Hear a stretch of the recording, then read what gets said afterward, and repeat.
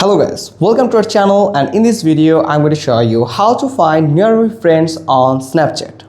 First, you need to open your Snapchat application on your device. Then you will find at the navigation bar at the bottom left corner the map. Click on it. It is a map where you can find the friends nearby you according to your location. Here, as you can see, there are some friends here that are nearby me.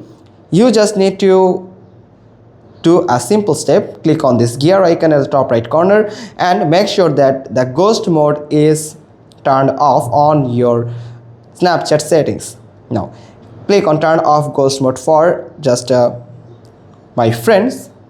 Now click on OK, and everyone will able to find me, and I'm going to able to find all and everybody which are nearby me according to my location.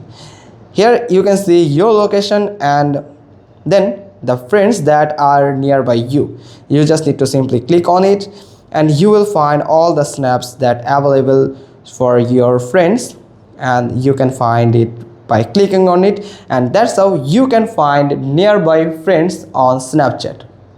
Hope you got this video. If so, then give us a thumbs up.